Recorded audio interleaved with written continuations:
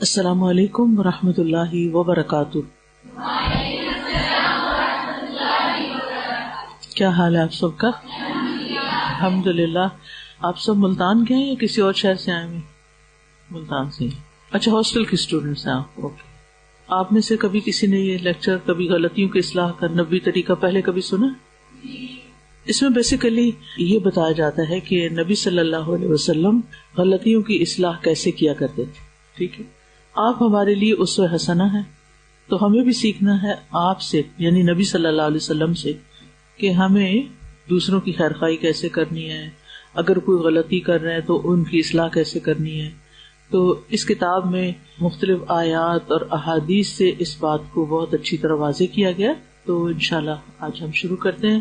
نحمدہ ونصلی علی رسولہ الکریم، اما بعد فاعوذ باللہ من الشیطان الرجیم، بسم اللہ الرحمن الرحیم، رب اشرح لی صدری ویسر لی امری واحلل عقدۃ من لسانی یفقہوا قولی۔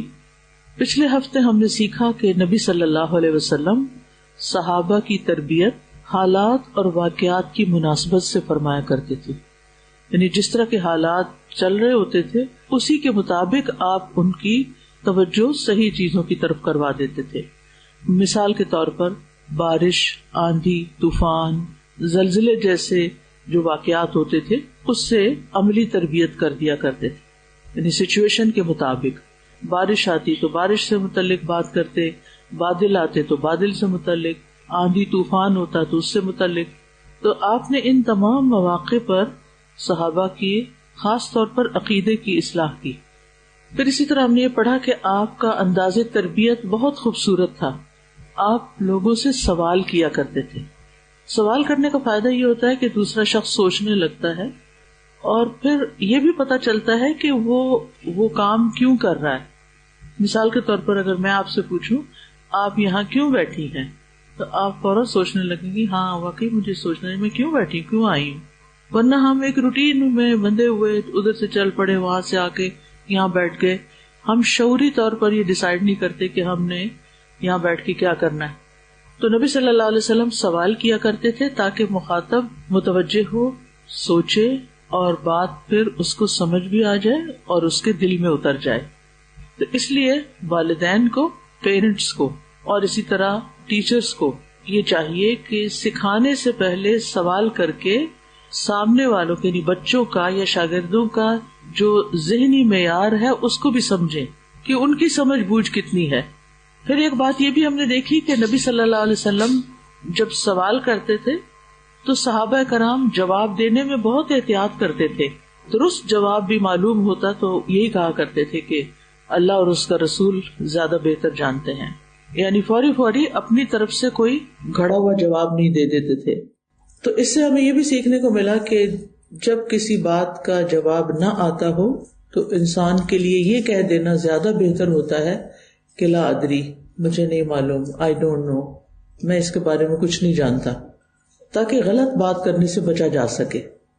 پھر اسی طرح یہ بات بھی ہم نے سیکھی کہ تربیت میں غیر ضروری تاخیر نہیں ہونی چاہیے اور فوراً بھی سختی سے اصلاح نہیں کرنی چاہیے، بلکہ دوسرے کو سوچنے سمجھنے کا ٹائم دینا چاہیے، نرمی اور اخلاص کے ساتھ سوال کرتے ہوئے کہ اس نے یہ غلطی کی کیوں، وہ جان کر پھر اس کے حسب حالات اس کو سمجھانا چاہیے کہ یہ بات یوں نہیں یوں ہے۔ ہو سکتا ہے کہ وہ شخص لا علم ہو سکتا ہے کہ اس نے سوچا ہی نہ اور اس سے وہ غلط کام ہو گیا ہو۔ پھر اسی طرح ہم نے یہ بھی سیکھا کہ ہر نعمت اللہ ہی کا فضل ہے، جسے اپنی قابلیت یا کسی اور آبجیکٹ کی طرف منسوب نہیں کرنا چاہیے، جیسے بارش کے ہونے کو ستاروں سے منسوب نہیں کرنا چاہیے۔ پھر یہ کہ کامیابی اور ناکامی کو اللہ کے سوا کسی اور سے نہیں جوڑنا چاہیے، یہ شرک ہو جاتا ہے۔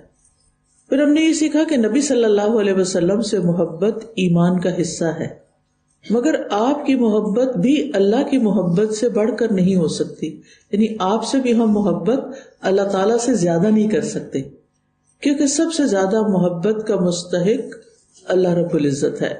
بحیثیت والدین اور استاد ہمیں بچوں اور شاگردوں کو اللہ سے جوڑنا چاہیے، اپنی ذات سے نہیں۔ پھر یہ کہ نصیحت کو مختصر ہونا چاہیے، جامع ہونا چاہیے اور نرمی سے بات کرنی چاہیے، کیونکہ جب اچھی بات بھی آپ سختی سے کریں گے تو دوسرا شخص ہو سکتا ہے کہ کان بند کر لے، سننا ہی نہ چاہے یا بحث کرنا شروع کر دے، اور جو اصل مقصد ہے وہ تو پیچھے ہی رہ جائے، اصل بات تو پیچھے ہی رہ جائے اور بحث مباحثے میں سب کچھ ضائع کر کے رکھ دیا جائے۔ تو یہ تھی پچھلے ہفتے کی باتیں جن کا ریکیپ ہم نے کیا۔ اب ہم آج شروع کریں گے پیج نمبر 24 سے حضرت عبداللہ بن عمر کا واقعہ۔ حضرت عبداللہ بن عمر رضی اللہ عنہما سے روایت ہے کہ انہوں نے ایک قافلے میں حضرت عمر رضی اللہ عنہ کو اپنے باپ کی قسم کھاتے پایا، تو جناب رسول اللہ صلی اللہ علیہ وسلم نے سب لوگوں کو بلند آواز سے مخاطب کر کے فرمایا، الا ان اللہ ینہاکم ان تحلفوا بآبائکم فمن کان حالفا فلیحلف باللہ والا فلیصمت۔ صحیح البخاری۔ سنو، اللہ تمہیں اپنے باپوں کی قسمیں کھانے سے منع فرماتا ہے، جسے قسم کھانا ہو وہ اللہ کی قسم کھائے ورنہ خاموش رہے۔ دور جاہلیت میں لوگ بکثرت اپنے باپ دادا کی قسم کھاتے تھے، یعنی ان کا نارم تھا، عادت تھی، کلچر تھا، اور آپ دیکھیے کہ اسی کے اثر کے تحت حضرت عمر رضی اللہ عنہ نے بھی قسم کھا لی، کیونکہ ایک عام رواج کی بات تھی۔ یعنی ہم حضرت عمر سے یہ توقع تو نہیں کر سکتے نا کہ وہ ایسا کریں گے، لیکن انہوں نے بھی ایک روایت کی پیروی کر لی جس کے بارے میں شاید انہوں نے سوچا نہیں۔ نبی صلی اللہ علیہ وسلم نے ان کو نہیں ٹوکا، ان کو نہیں کچھ کہا، بلکہ سب کے لیے عمومی انداز میں نصیحت فرما دی کہ اگر عمر جیسا شخص یہ بات کر رہا ہے تو ہو سکتا ہے باقی لوگوں کو بھی یہ مسئلہ نہ پتا ہو اور وہ بھی ایسا کرنے لگے۔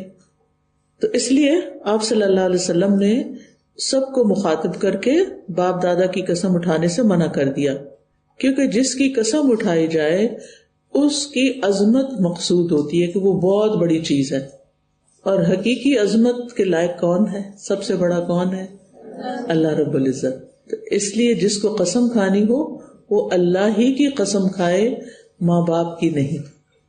یعنی ہمارے دین میں اللہ سبحانہ وتعالیٰ کے سوا کسی اور کی قسم کھانا جائز نہیں۔ بعض لوگ جب بات چیت کر رہے ہوتے ہیں تو کبھی کہتے ہیں میرے ماں باپ کی قسم یا استاد کی قسم یا محبت کی قسم وغیرہ، اس طرح کے الفاظ استعمال کر لیتے ہیں، تو ایسے الفاظ سے بچنا چاہیے۔ اسی طرح کسی نبی کی قسم بھی نہیں کھانی چاہیے، فرشتوں کی قسم بھی نہیں کھانی چاہیے، کیونکہ اللہ سبحانہ تعالیٰ کے علاوہ کسی کی بھی عبادت جائز نہیں ہے، اور یہ چیز شرک میں آتی ہے، کیونکہ العظمت للہ، عظمت اور بڑائی اللہ ہی کے لیے ہے، اور اگر اللہ کے مقابل کسی اور کو لا کے کھڑا کریں گے تو شرک ہو جائے گا۔ اس لیے مسند احمد کی روایت میں آتا ہے، من حلف بشیء دون اللہ تعالی فقد اشرک۔ رسول اللہ صلی اللہ علیہ وسلم نے فرمایا، جو شخص غیر اللہ کی قسم کھاتا ہے، یعنی اللہ کے سوا کسی اور کی قسم کھاتا ہے، وہ شرک کرتا ہے۔ لیکن اس سے مراد شرک اصغر ہے، ٹھیک ہے، یعنی حرام ہے، یہ ممنوع ہے۔ اس طرح کی قسم کھانے سے انسان شرک اکبر کا ارتکاب نہیں کرتا اور نہ ہی انسان دار اسلام سے خارج ہوتا ہے، کیونکہ شرک اکبر کا ارتکاب کرنے والا دار اسلام سے باہر ہو جاتا ہے۔ تو یہ اعتقادی شرک نہیں ہے بلکہ عملی شرک ہے۔ ایک طرح سے عقیدے میں یہ بات نہیں ہوتی کہ کوئی شخص اللہ کے برابر ہے یا اللہ سے بڑا ہے، بس ایک رواجی سی بات ہوتی ہے، ایک پریکٹس میں ہے لوگوں کے، لیکن ایسا کرنا درست نہیں۔ اب سوال یہ پیدا ہوتا ہے کہ غیر اللہ کی قسم کھانا شرک کیوں ہے؟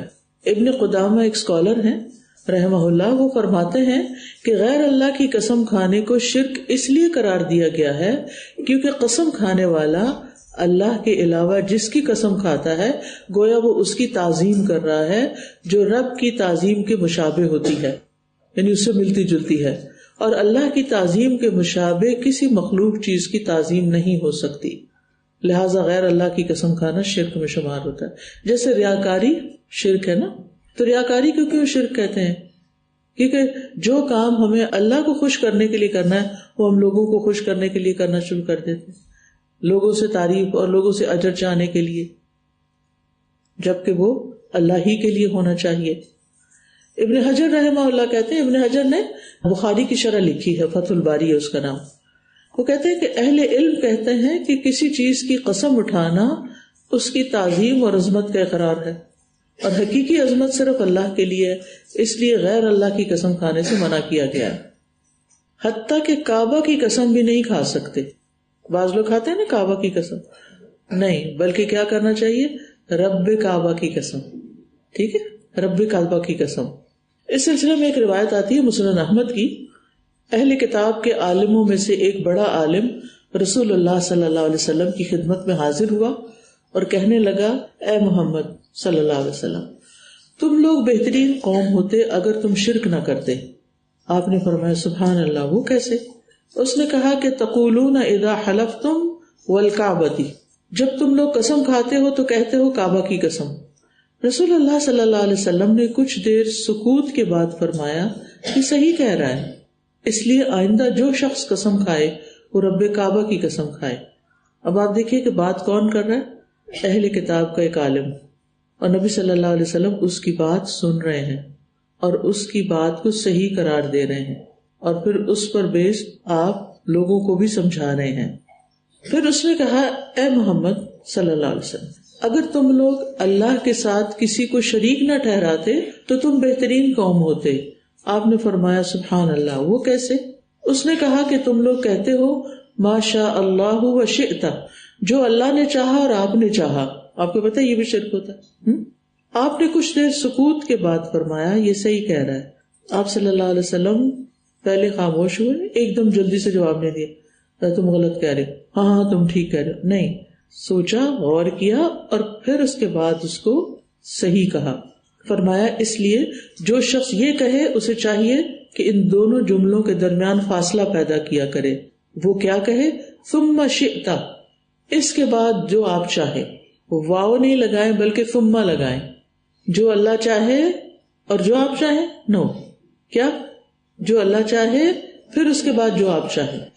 ہم یوں کہہ سکتے ہیں، مثلا کسی کام پر بہت احسان ہو تو ہم کہتے ہیں یہ سراسر اللہ کا فضل ہے، اس کے بعد آپ کی مہربانی ہے، اس کے بعد. ٹھیک ہے، تو ہمیں اور بھی بہت سے جملوں میں اس چیز کا خیال کرنا چاہیے. اسی طرح ماں کی قسم بھی نہیں کھانی چاہیے.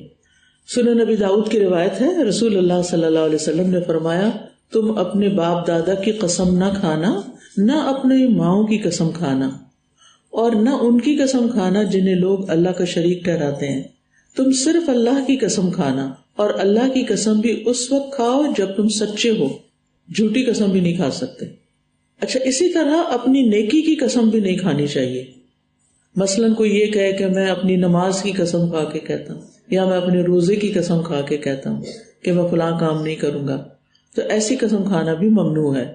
کیونکہ نماز، روزہ، یہ کوئی بھی عبادت ہو، دراصل اللہ کے سوا کسی اور کی قسم کھانے کا حکم نہیں ہے، اور یہ سب حرام کے دائرے میں داخل ہوتا ہے، بلکہ اس کو شرک تک کہا گیا.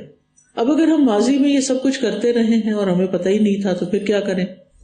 توبہ. اور توبہ کیسے ہوتی ہے؟ کہ پہلے ندامت ہو، میں اتنی جاہل تھی، مجھے پتہ ہی نہیں تھا، ایسے نہیں کرتے، میں تو پتہ نہیں کب سے یہ کرتی نہیں ہوں. تو یہ اندر شرمندگی بھی ہو کہ میں نے اچھا نہیں کیا. یہ جو ماننا ہوتا ہے نا، یہ بہت بڑی کوالٹی ہوتی ہے. Sorry I was wrong. یہ ابلیس کو بہت غصہ دلاتی، کیونکہ ابلیس نہیں مانا تھا. اس نے یہ نہیں کہا تھا کہ میں نے غلط کیا، اس نے اپنی غلطی کا الزام اللہ تعالیٰ کو دے دیا، جو کہ ایک بہت ہی غلط بات تھی. وَبِمَا أَغْوَيْتَنِي، کیونکہ تو نے مجھے گمراہ کیا. نعوذ باللہ. کیا اللہ تعالیٰ کسی کو گمراہ کرتا ہے؟ وہ ہے یضل من یشاء ویہدی من یشاء، لیکن اللہ سبحانہ تعالیٰ کسی پر ظلم نہیں کرتا. پھر یہ کہ آئندہ ایسی قسم نہ کھانے کا پختہ عہد کرے انسان، اور ایسی قسم جو اللہ کے علاوہ کسی اور کے نام پر ہو، اسے پورا کرنا لازم بھی نہیں اور اس پر کفارہ بھی نہیں. یعنی اگر کسی نے کعبہ کی قسم کھا کے کہا میں یہ کام نہیں کروں گا تو وہ انویلڈ قسم ہے، وہ نافذ ہی نہیں ہوتی. ٹھیک ہے. اب اس حدیث سے جو اصلاحی پہلو سامنے آ رہے ہیں ان میں سے ایک تو یہ ہے کہ لا علمی کی وجہ سے اگر کوئی غلطی کرے تو اسے معذور سمجھا جائے. اسپیس دینی چاہیے لوگوں کو. ہم یہ نہیں، آپ سے تو یہ توقع ہی نہیں تھی، آپ بھی ایسا ہی کرتے ہیں. نہیں، کوئی بھی انسان پرفیکٹ نہیں ہے، ہر انسان سے غلطی ہو سکتی ہے. حضرت عمر رضی اللہ عنہ نے دوران سفر اپنے باپ کی قسم کھا لی، اور ان کا یہ اقدام لا علمی کی وجہ سے تھا، ان کو پتہ نہیں تھا. تو اگر کسی سے بھی لا علمی میں کتاب و سنت کی مخالفت کا کوئی کام سرزد ہو جائے تو وہ معذور سمجھا جائے گا، حتیٰ کہ اس کو علم ہو جائے. علم آنے کے بعد وہ کرے تو پھر وہ قابل مواخذہ ہے. پھر آپ دیکھ رہے ہیں نبی صلی اللہ علیہ وسلم نے حضرت عمر کو تانا نہیں دیا، بلکہ ان کو کچھ بھی نہیں کہا. ٹھیک ہے، بس آپ نے اتنا بتایا کہ باپ کی قسمیں کھانا غلط ہے، بس اس سے زیادہ بھی کچھ نہیں کہا. اچھا، ہم جب اصلاح کرنے لگتے اگلی پچھلی باتیں ساتھ جوڑ لیتے ہیں، یعنی وہ ہمیں موقع مل جاتا ہے کہ کسی کو اب پکڑنا ہے نا تو اس میں بھی پکڑے اور اس کے علاوہ دو چار اور چیزیں بھی کوئی ان کی بھی یاد دہانی کر لیں، ان کو بھی پکڑ لیں.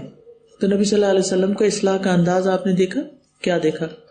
نبی صلی اللہ علیہ وسلم نے کس طرح اصلاح کی، آپ نے کتنی بات بولی اصلاح کرنے میں؟ جی کتنی بات بولی؟ مختصر، ٹو دا پوائنٹ، بس وہی جو ضرورت کی تھی، غیر ضروری باتیں نہیں کی. جب ہم کسی کے پیچھے پڑ جاتے ہیں نا اور غیر ضروری باتیں شروع کر دیتے ہیں تو وہ چیز اصلاح نہیں ہوتی، وہ پھر فساد بن جاتی ہے، اس سے کام سنورتے نہیں، درست نہیں ہوتے. آپ نے بس اتنا بتایا کہ دیکھیں ایسا کرنا یعنی باپ کی قسمیں کھانا غلط ہے، اور جو قسم کھائے وہ اللہ کے نام کی کھائے. پھر اسی طرح آپ کا اصلاحی انداز کیا تھا کہ آپ نے حضرت عمر کو الگ سے نہیں کہا بلکہ سب کے سامنے سب کو، ان کو بھی شامل کیا، سب کو شامل کیا. کیوں؟ اس لیے کہ حضرت عمر نے وہ قسم لوگوں کے سامنے کھائی تھی. تو اب اگر آپ خاموش رہتے تو لوگ سمجھتے کہ یہ ایسا کرنا درست ہے. تو آپ نے پھر سب کی اصلاح اکٹھی کر دی. اور نبی صلی اللہ علیہ وسلم کا عمومی اصلاح کا انداز بھی یہی تھا کہ وہ لوگوں کے اوپر پرسنل اٹیک نہیں کرتے تھے بلکہ عمومی انداز میں بات کرتے تھے تاکہ ہر کوئی جس کے اندر کوئی غلطی ہے وہ خود ہی سمجھ جائے. پھر آپ دیکھیے کہ نبی صلی اللہ علیہ وسلم نے بآواز بلند یہ بات کہی، یعنی اونچی آواز میں یہ بات کہی.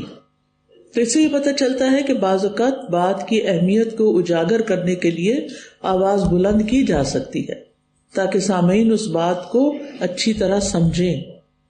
پھر ایک اور چیز یہ کہ ہر انسان کو اپنے ماں باپ اور اپنے آبا و اجداد سے محبت ہوتی ہے، لیکن ہمیشہ یہ یاد رہے کہ کوئی بھی محبت اللہ کی محبت سے بڑھنے نہ پائے. پھر اسی طرح یہاں ایک اور بات ہمیں پتہ چل رہی ہے، وہ یہ کہ بہت زیادہ قسمیں کھانا پسندیدہ نہیں. ٹھیک، ایسے موقعوں پر انسان اپنے جذبات پہ قابو پائے اور خاموشی اختیار کرے. بعض لوگ آپ کے اوپر شک کرتے ہیں. مثلا ریسنٹلی مجھے کسی نے بتایا کہ ان کے ہسبینڈ ہر وقت ان کو یہ تانے دیتے ہیں کہ تم اور تمہاری ماں میرے گھر والوں پہ جادو کرتے. انہوں نے ہر طرح سمجھانے کی کوشش کی کہ ایسا کچھ بھی نہیں، لیکن وہ مانتا ہی نہیں. ہر دوسرے دن وہ یہی تانا دے رہے ہوتے ہیں کہ تم لوگ جادو کرتے ہو.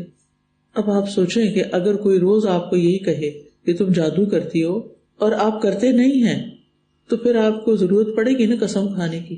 تو میں نے ان کو یہی سجیسٹ کیا، میں نے کہا آپ قسم کھائیں ان کے سامنے اور کہیں کہ نہ میں نے ایسا کبھی کیا ہے اور نہ میں کرتی ہوں. تو کبھی کبھی اپنے دفاع میں بھی پھر قسم کھانی پڑتی ہے. اچھا، کچھ لوگ پھر کیا کرتے ہیں، قرآن منگوا لیتے ہیں، قرآن پہ ہاتھ رکھ کے کہو یا قرآن کی قسم کھاؤ. اگر آپ قرآن مجید کو اللہ کا کلام سمجھتے ہیں پھر تو قرآن کی قسم کھانا جائز ہے، لیکن اگر آپ قرآن مجید کو اللہ تعالیٰ کی مخلوق سمجھتے ہیں تو پھر نہیں قسم کھا سکتے قرآن کی. اور قرآن اللہ کی مخلوق نہیں، اللہ نے کریٹ نہیں کیا بلکہ اللہ کا کلام ہے، اللہ کی صفت ہے، صفت کلام. تو جب اللہ کی قسم کھا سکتے ہیں تو اللہ تعالیٰ کی صفات کی بھی قسم کھا سکتے ہیں. مثلاً آپ کہہ سکتے ہیں میں غفور الرحیم رب کی قسم کھاتی ہوں، ایسا کہہ سکتے ہیں. یعنی ہر وقت آپ یہ نہیں کہیں گے کہ میں اللہ کی قسم کھاتی ہوں، یہ تو کہیں گے ہی، کہہ ہی سکتے ہیں، لیکن اس کے علاوہ اللہ تعالیٰ کی جو صفات ہیں ان کی بھی قسم کھائی جا سکتی ہے. میں اپنے رحمان رحیم رب کی قسم کھاتی ہوں، یا میں اللہ الرحمن الرحیم کی قسم کھاتی ہوں مثلاً. تو اس طرح جائز ہے. ٹھیک ہے. اب آپ دیکھیے کیا حضرت عمر رضی اللہ عنہ نے اس بات کو مان لیا، قبول کیا کہ نہیں کیا؟ آپ کیا سمجھتے ہیں انہوں نے کیا کیا ہوگا؟ قبول کیا ہوگا. یس، ہمارا یہی اچھا گمان ہے ان کے بارے میں. وہ ہم جیسے نہیں تھے کہ ان کے سامنے تو میں کر لوں گا، بعد میں کچھ اور کروں گا، ایسا نہیں کیا. بلکہ انہوں نے حدیث روایت کی.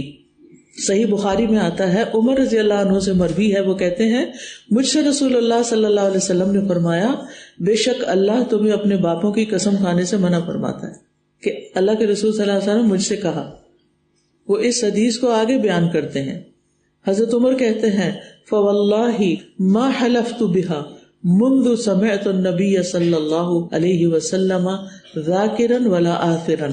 اللہ کی قسم جب سے میں نے نبی صلی اللہ علیہ وسلم کو یہ کہتے ہوئے سنا ہے, میں نے نہ جان بوجھ کر کسی کی قسم کھائی اور نہ ہی کسی کی بات نقل کرتے ہوئے, کسی کو کوٹ کرتے ہوئے بھی میں نے نہیں کھائی, میں نے کھائی ہی نہیں اس کے بعد ایسی کوئی قسم. ایسے تھے صحابہ کرام, اتنی اچھی طرح عمل کرتے تھے.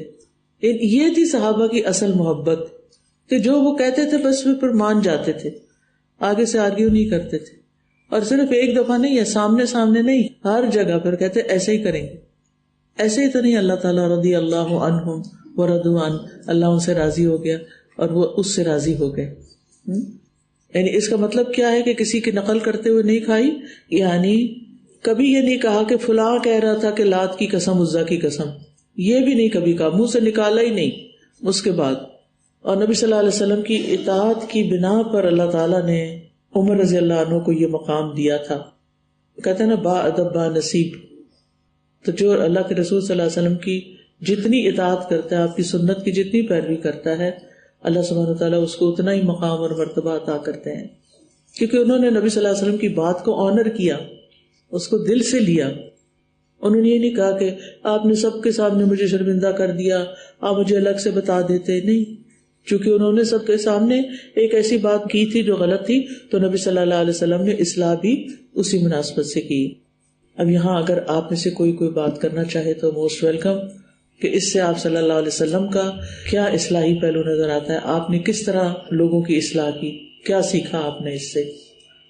استاذہ, آپ نے جو واقعہ سنایا نا اہل کتاب کے جو عالم تھے, تو وہاں سے مجھے ایک باریک پوائنٹ نظر آیا کہ نبی صلی اللہ علیہ وسلم نے پاور آف پاز کو یوز کیا. ہی پازڈ, کیونکہ پروبیبلی وہ عالم جو تھے وہ آ کے ایز اے ٹیچر بتا رہے تھے وہاں پہ کہ آپ لوگ اگر یہ کریں, یہ ٹھیک کر لیں تو آپ لوگ بہترین ہو جائیں. تو نبی صلی اللہ علیہ وسلم نیریٹو کو کنٹرول کر لیتے تھے بائی پازنگ, اور وہ پاز کرنے کے بعد وہ کہتے تھے ہاں یہ ٹھیک کہہ رہے ہیں. دیٹ مینس کہ now he is back at the teaching point. تو کبھی کبھی ہمارے جو اسٹوڈینٹس ہوتے ہیں وہ بھی ہمیں غلطی نکالتے ہیں, تو ٹیچر یا تو وہ انسیکیور ہو جاتے ہیں یا ایک دم سے جواب دیتے ہیں نا. تو اگر ہم پاز کرنے کے بعد نیریٹو کو دوبارہ کنٹرول کر لیں کہ ہاں یہ بچہ ٹھیک کہہ رہا ہے, تو ٹیچر دوبارہ سے ایک ٹیچر بن جاتا ہے, نہ کہ وہ اس میں کوئی چینج آئے نا. تو یہ پاور آف پاز سے نیریٹو کو بہت امیزنگ مجھے لگا کہ کنٹرول کرنا ہمیں سکھایا گیا اس کے تھرو. سمجھ آئیے آپ کی بات. آپ بھی الحمدللہ دین پڑھنے والے ہیں, پڑھانے والے ہیں, ٹیچر ہیں یا بڑی بہن ہیں یا ماں ہیں یا کوئی بھی. تو جب کوئی اس طرح کا شخص آپ کے ساتھ معاملہ کرے, کیونکہ بعض اوقات ایسا تھا نا, کوئی لسنر آ جاتا ہے, کوئی آپ کے پرانے جاننے والے آ جاتے ہیں, تو وہ آپ کے ساتھ اس طرح بہیو کرتے ہیں جیسے آپ کو نہیں کچھ پتا اور وہ زیادہ جانتے ہیں. تو ایسے موقع پر ایک دم برہم نہیں ہونا چاہیے یا ایک دم آپ کو ریئیکٹ نہیں کرنا چاہیے, بلکہ بات سن لینی چاہیے. اور کچھ لوگ کہتے نہیں, چونکہ وہ غلط کہہ رہے تھے اس لیے میں تو نہیں برداشت کر سکتی. اور پھر ہم پہلے سے نا پری ایزمپشن رکھتے ہیں اور کہتے ہیں کہ نہیں یہ شخص ہے ہی ایسا اور اس نے تو یہی بات کرنی ہے, لہٰذا وہ صحیح بات بھی کہہ رہا ہو تو پھر ہم اس کی بات نہیں سنتے. ٹھیک, تو خالی ذہن ہو کے لوگوں کی باتیں سننی چاہیے. یہ بڑا مشکل کام ہوتا ہے کیونکہ ہمارا مائنڈ جو پچھلی میموری ہے نا وہ ڈیلیٹ اس نے نہیں کی ہوتی. ہماری بہت سی ججمنٹس, ہماری بہت سی اسٹیٹمنٹس اس خزانے سے نکلی ہوئی ہوتی ہیں جو ہم نے اسٹور کر رکھا ہے اندر, لوگوں کے ساتھ معاملہ کرتے ہوئے یا اپنا علم یا تجربہ یا جو بھی آپ اس کو کہیں. استاذہ, آپ نے کہا کہ ریاکاری بھی شرک ہے. استاذہ یہ تو بڑی خطرناک بات ہے, ہم لوگ نے تو اس طرح کبھی سوچا ہی نہیں. ہم نماز پڑھ رہے ہوتے ہیں, ہماری نمازیں بدل جاتی ہیں, تلاوت کر رہے ہوتے ہیں, کوئی پاس گزرتا ہے ہماری تلاوت بدل جاتی ہے. تو یہ تو بڑی ہی ہلاکت والی بات ہے استاذہ, یہ تو آج سے پہلے مجھے پتہ ہی نہیں تھی. پتہ ہوتی بھی ہے تو ہم کون سا یاد رکھتے ہیں, پھر بھول جاتے ہیں, عمل ہی نہیں کر پاتے. اور ان کی بات بالکل صحیح ہے کہ نماز پڑھ رہے ہیں, اگر کوئی آ گیا کمرے میں تو نماز اور اچھی ہونے لگ گئی. پہلے بھی اللہ کے سامنے کھڑے تھے, اب بھی اللہ کے سامنے کھڑے ہو. تم نے اس شخص کو اللہ سے بھی زیادہ اہم سمجھ لیا کہ اس کی خوشی تو پیچھے, اس کو خوش کرنے میں لگ گئے. تو اللہ تعالیٰ ہمیں توفیق دے کہ ہم اخلاص برتیں. السلام علیکم استاذہ، میں حدیث بک میں پڑھ رہی تھی تو بعد میں میرا دھیان نا ایک لائن پہ جا رہا ہے کہ سب کو مخاطب کرتے ہوئے آپ صلی اللہ علیہ وسلم نے فرمایا. تو ہمیں یہ چیز ڈیسائیڈ کرنا ہے کہ اللہ تعالیٰ میں حکمت دیکھے کون سی غلطی ایسی ہے جس کی اوور آل اصلاح کرنی ہے اور کون سی ہے جس کی انڈیویجولی بہت ضروری ہے. اس کا تعلق بھی حکمت سے ہوتا ہے نا کہ کون سی بات ہم نے پبلکلی کرنی ہے اور کون سی بات ہم نے انڈیویجولی کرنی ہے. جی استاذ جی، یہ حدیث سنتے ہوئے اپنی سوسائٹی کی ایک ڈارک ریئلٹی میرے سامنے آئی کہ آج کل لوگ بنا سوچے سمجھے بغیر کسی بات پہ، چھوٹی چھوٹی بات پہ جو ہے وہ قسم کھا لیتے ہیں، اور وہ یہ بھی نہیں دیکھتے کہ وہ کس کی قسم کھا رہے ہیں. کبھی ماں کی کھا لیتے ہیں، کبھی باپ کی کھا لیتے ہیں. اور آج کل یہ چیز بہت عام ہو گئی ہے ہماری سوسائٹی میں کہ لوگ چھوٹی چھوٹی بات پہ قرآن لے آتے ہیں کہ قرآن پہ ہاتھ رکھ کے بتائیں. جی، اصل بات یہ ہے کہ لوگوں میں جہالت کیوں ہے؟ کیونکہ علم والوں نے اپنی ذمہ داری پوری نہیں کی، اس لیے لوگ لا علم ہیں.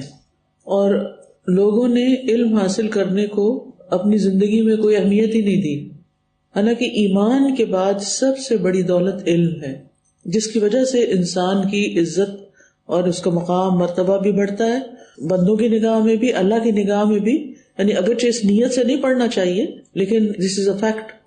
اور پھر انسان کو یہ بھی پتہ چلتا ہے کہ کیا چیز نیکی ہے اور کیا چیز برائی ہے، اور نیکیوں کے کرنے کا فائدہ کتنا ہے. لیکن اگر ہم خود ہی ڈارکنیس میں رہنا پسند کریں تو کوئی ہمارے لیے کیا کر سکتا ہے؟ ہم خود بھی تو نہیں سیکھنا چاہتے نا، اور غلطی پہ غلطی کیے جاتے ہیں، اور اینڈ آف دا ڈے تو سارا اعمال نامہ تیار ہو ہی رہا ہے نا، وہی قیامت کے دن ہمیں دکھایا جائے گا. سادہ جی، مجھے یہ بہت اچھی لگی تھی بات کہ حضرت عمر رضی اللہ عنہ کا مقام و مرتبہ ہے، لیکن نبی کریم صلی اللہ علیہ وسلم نے ان کی اصلاح فرمائی. لیکن ہم یہ دیکھتے ہیں کہ کون انسان جو ہے وہ کس مرتبے پہ ہے، اس کو یہ بات کہنی بھی چاہیے یا نہیں کہنی چاہیے. بہت دفعہ ہم اصلاح کی بات بتانے سے ڈر جاتے ہیں نا بڑے لوگوں سے، یا جھجک میں نہیں کہہ پاتے. اور حضرت عمر کے اپنے بیٹے نے، یعنی پھر مطلب ان کے بیٹے روایت کر رہے ہیں، اور حضرت عمر بھی اس حدیث کو روایت کر رہے ہیں خود. جی، حضرت عمر رضی اللہ عنہ کے کچھ معاملات سے حضرت عبداللہ بن عمر اختلاف کرتے نظر آتے ہیں، اور یہ کوئی چیز ادب کے خلاف نہیں ہوتی. ہم دیکھتے ہیں کہ ایک مرتبہ حضرت عمر نے شاید حج تمتع سے منع کر دیا تھا، تو انہوں نے حج تمتع کی نیت کی کہ یہ نبی صلی اللہ علیہ وسلم کی سنت ہے اور میں یہی کروں گا. اسی طرح اور بھی کچھ باتیں ہیں. تو بات یہ ہے کہ بڑوں کا ادب اپنی جگہ، احترام اپنی جگہ، لیکن ان کی بھی خیر خواہی ضروری ہے.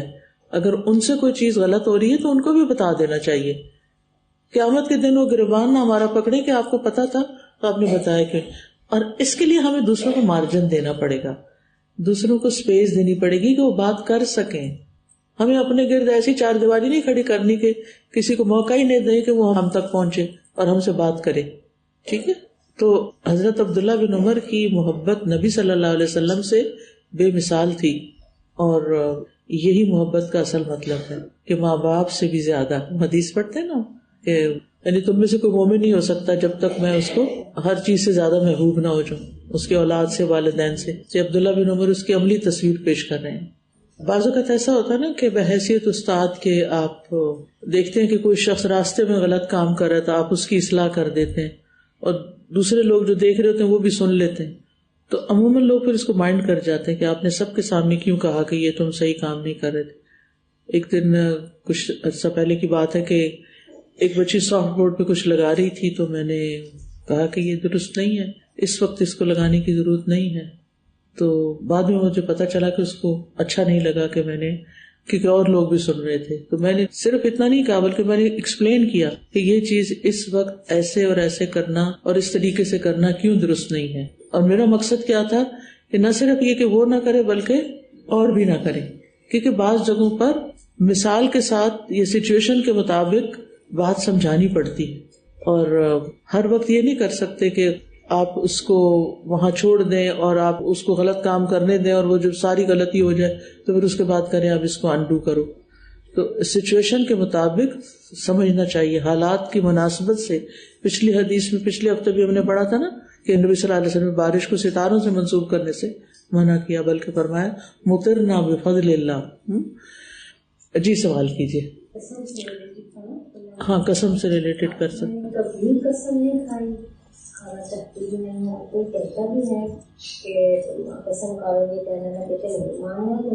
ماننا تو ویسے ہی مان لو، بہت اچھی بات ہے. الحمدللہ